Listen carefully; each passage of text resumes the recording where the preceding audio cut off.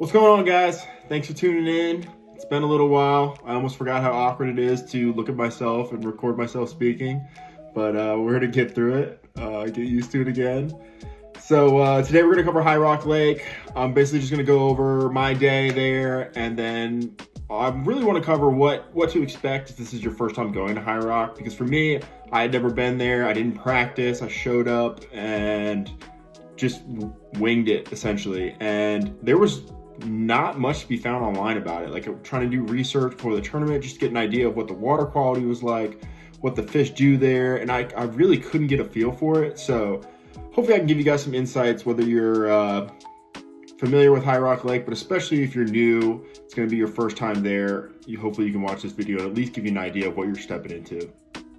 So Saturday morning, I hop on the boat with my boater. I look down in the water. It's clearly stained. I wouldn't say it's not dirty or like blown out or anything like that. Just like a pretty good stain to it. And I asked my boater, like, hey, is this kind of what we're going to be looking at all day, or is there any clear water? And he was like, this is probably the cleanest water you're going to see all day. And he was right. We didn't see any cleaner water than that all day.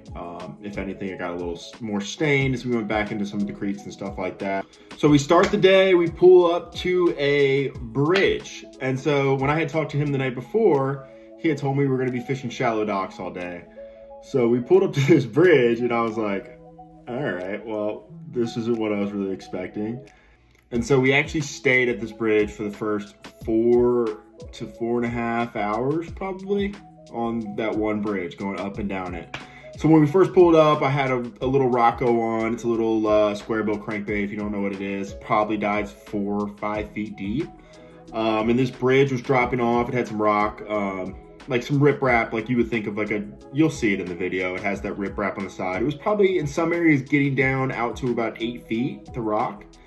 So I needed something a little deeper diving, I thought, because my boater was kind of paralleling the bank a little bit and he was fishing right up on the rocks. And I knew that if I was going to cast off the back of the boat, I needed to target a different group of fish that he wasn't fishing for.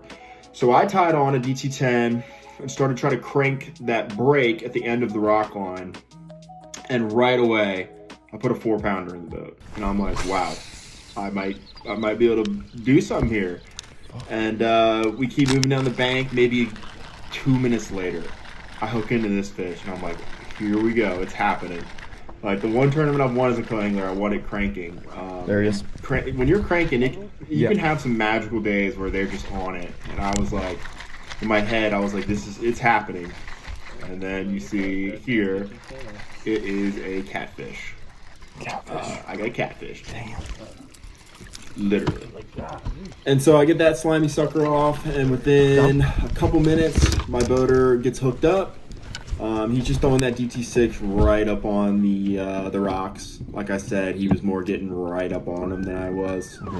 And he ends up putting in the boat right here. It's about a 15-incher, which is solid. It's tough to get bites out there on High Rock. There's a lot of good fish, but it's definitely tough to get bites. So any keeper is definitely a good keeper.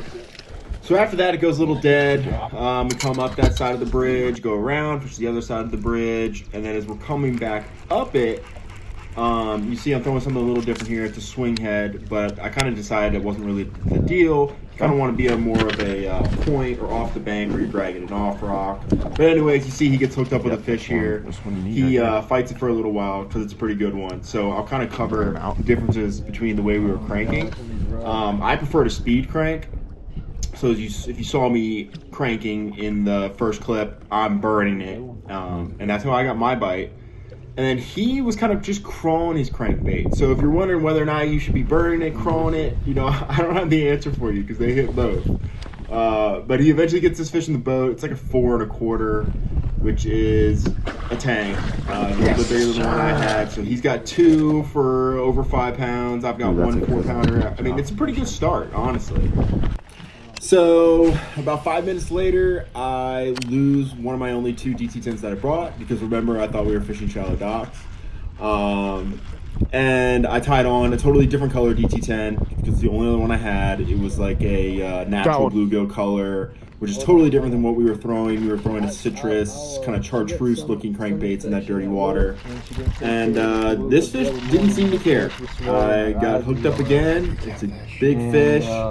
I'm pretty stoked about it. This is the first time I've put the video with my talking, so I'm gonna kill some time right here as I'm reeling it in and not give up the surprise. He told me to keep It fishing. should be getting close to being in the boat now, so I can probably tell you now that it is another big fat catfish. Yeah. Very exciting. That really had me thrilled. That actually wasn't the only other catfish we caught too. My boater caught maybe 10 of them throughout the day on that bridge. They were just everywhere around it. So that kind of stunk, but it is what it is. We keep moving down the bridge. I lose my last DT10 and I have to put on a DT8, which shouldn't have mattered. Me and my boater caught one over 4 pounds on a DT6. So it definitely was just more of a confidence thing in my head. I don't like throwing a smaller profile in the summer. Hopefully it's a bass. For a little bit more size to it, and I'd like to get it a little bit deeper just so I can reach fish that he's not reaching. Anyways, within a couple minutes tying that on, I get hooked up right here again. I think it's another catfish because it's fighting funny. Turns out I actually just hooked him kind of up underneath the mouth, so that's why he was fighting a little funny. But it's a bass, and it is just a little bit short. 13.5 inches, not a keeper, so he gets thrown back. And so that's all the footage I've got because my GoPro died before we ever left that bridge, if that tells you how long we were there for. And we make a run across the lake to another bridge. And just like the original bridge, we weren't the only ones fishing it. There were already people there fishing it. Even locals just kind of on the shore fishing it. So it's pretty packed in there and we don't get any bites. And then I hook one on the DT8 and I'm fighting it. It feels like a smaller fish. It definitely was no 4-pounder or anything like that, but it did feel like a bass. And it pulled off halfway to the boat. I never saw it. Could have been 15 inches, could have been 13 inches, could have been a catfish. I don't know. But I definitely would have liked to have gotten in the boat because who knows, it definitely could have helped if it was a bass. So we don't catch anything else there. We make a run back to the original bridge, start working that again for a little while, don't catch anything. And so finally we move to the docks. And right away, I start skipping a chatterbait up onto the docks because he's kind of fishing them really slow. And so if he's kind of picking them apart, I figured my best chance was to throw something moving and try to get a reaction strike. So as we're coming along the top of one of the docks, I throw it down the side and it gets bit. I put it in the boat. It's just barely a line burner, 14 inches, maybe a little over a pound because that guy was a little bit emaciated as well. But definitely was exciting. Got a keeper of the boat. It had been a while. And maybe one dock over, this fish came off the top of the dock. Keep this in mind. One dock over, I skipped the chatterbait way up under a floating dock to the point where it's probably in like 3 inches of water. Like it was more so I skipped it up in there so I could reel it out towards the front of the floating dock. But right as it hit the water in the back, it gets hit. I set the hook, he's on for a second, pulls off, jumps, hits his head on the bottom of the floating dock. It was a good fish, but that happens, especially if you hit a fish in the head that shallow. I've had that happen to me plenty of times with a chatterbait. If they're really shallow like that, like I've seen it happen on the Potomac, you hit them right on the head and they kind of turn on it. It's more like a reaction strike. They don't get it very good. And I think that's just what happened in that scenario. So that ended up kind of being a bad thing for me, getting those 2 bites so fast on that chatterbait because I stuck it in my hand. I was like, all right, we're ready to rock. I'm going to throw this in the rest of the day, and I don't get a single bite the rest of the day. But my boater, on the other hand, starts skipping, finessed up onto the docks, and he puts a 3-pounder and maybe like a 3 3/4 in the boat.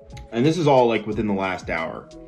So he kind of saved his day right there at the end, putting those 2 solid fish in the boat.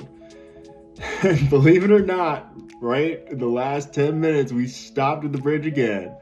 The original one we started on. And at this point, the sun's up. There's people going crazy, jet ski. I mean, the lake's crowded. And so instead of trying to crank it, I just pull out a shaky head. It's the end of the day. I'm like, let's just see if I can get one more bite, right? And I'm dragging it down the rocks, and I'm getting some pecks, like some from maybe perch, maybe small catfish, bluegill. I don't really know. And we get towards the top of the bridge. I'm dragging that shaky head off. I feel that, and I'm like, oh, it's another small one. I look away, and then I feel, and I look back over and my line's swimming off. I set the hook, snaps right away. So didn't get to see what that was. Just wasn't my day, honestly. When you lose, I lost that fish in the chatterbait, and then who knows, that fish in the crankbait could have been a keeper. The shaky head could have been a keeper, but that's fishing. I mean, you're just going to have days where, if you're going to do well in fishing, you have to have days where everything goes right. And then the days that you don't have everything go right, you just have to survive. And I feel like I did that this day. So that was good, I guess. And that's it. We went in, and he had 4 for a little over 11 pounds, and I had 2 for a little over 5 pounds. So that was it. Looking back over my day personally, I think I made a mistake once we got around those docks by just sticking that chatterbait in my hand, looking to make as many casts with that as I could. I think there was an opportunity for me as we were going around the docks to pitch a drop shot around and maybe get another bite. That's something, if I could go back, I would have done again. I would have been alternating between the chatterbait and the drop shot. Other than that, I think I did what I could. I cranked those bridges. That's what I'm confident doing. I mean, you could drag a shaky head off it. Maybe I would have gotten more bites, maybe not. But my confidence lies in power fishing and cranking. So I think I did what I could. So now for the part that some of you guys might have been waiting for this whole video. And that is, you're going to High Rock for the first time and you want to know what to expect. And obviously I've been there one time. I spent one day on the lake. I try to keep my ears open when I'm around, listen to others, try to gather as much info as I can. So I'll give you guys what I think I know about it, but remember, take this with a grain of salt. If I were a boater and I was going to High Rock for the first time, I would first try to find out what the current is like in the lake. Because I had heard for this tournament that I think because there wasn't much rain, they hadn't been running much current through the lake. And I guess typically there is current running through the lake. So when there's no current running through the lake, that offshore or deeper bite gets really tough. And this goes for anywhere. So supposedly no one can catch them offshore this tournament. I don't know that for a fact. I'm sure someone did, but I heard it was tough. So if you're going there as a boater, look to see what kind of current's running through the lake. If there is current running through the lake, I would take some of your time looking for some of that stuff, maybe like brush piles off points, humps, stuff like that you can fish off the bank. And keep in mind, the water is not clean. So, or I shouldn't say not clean. It's stained. Everywhere I saw was stained. I didn't go down towards the dam, but I did hear that there's not really like actually clean water anywhere. Like not like Smith Mountain where you get that crystal clear water at the bottom of the lake. So just keep that in mind. If you are going to look offshore, you probably don't have to look as deep. Typically when the water's got a little stain to it, they'll stay a little shallower. And so let's say you don't want anything to do with the offshore bite. They're not running current. You're just showing up for a day. You're not trying to go out there and graph brush piles. You're just trying to get out there, fish the tournament and catch fish. I heard from everyone that caught them. Like I said, I try to keep my ears open and take in as much info as I can from others. I heard about so many people just catching them dirt shallow.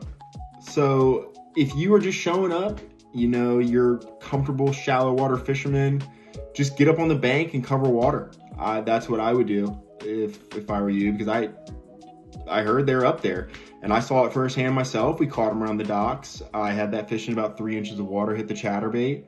So I don't think there's anything wrong with that. I think you could stumble upon a pretty good bag from what I heard. Other than that, if you really wanted to do something off the wall, maybe you could run up the river and do some of the more of that power fishing, heavy braid, flipping. I heard it gets pretty nasty up there, but it's also pretty treacherous to get up there.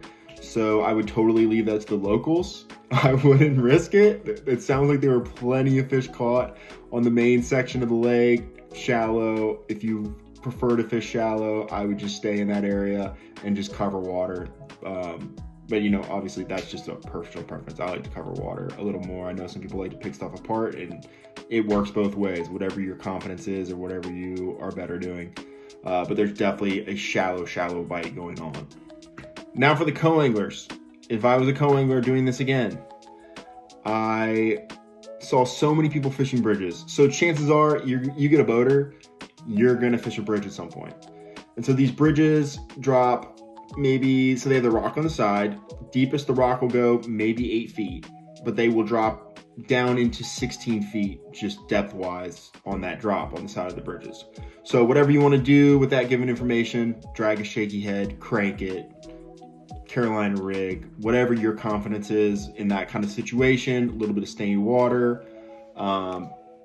You'll probably end up in a situation where you're doing that. Even if it's at the end of the day, like, you will end up in a situation probably where you're fishing a bridge for a second. That's just probably most likely. I saw so many boats on bridges. Other than that, you know, like I said, for the boaters, you know, a lot of guys were just fishing really shallow. So be prepared to fish shallow docks.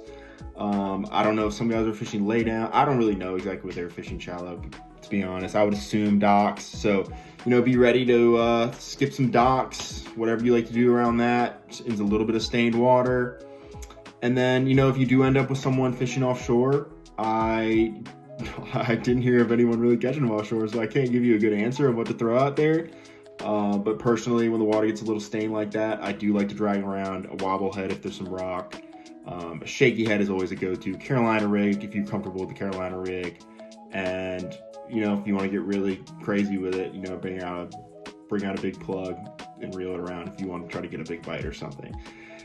And that's really all I've got. I hope that kind of gives you guys an idea of what's going on out there or what to expect. I know that I feel like that's more information than I got going into it. So I hope you guys can take something away from that. And that's all I've got for High Rock. I just finished up James this past weekend, and I finished 5th, and I got some good footage. So I'm super excited about that. I'm going to go ahead and get all that together and try to put out that video by the end of the week. So stay on the lookout for that. I appreciate you guys watching this video, and stay tuned. I'll be back again here in a couple days.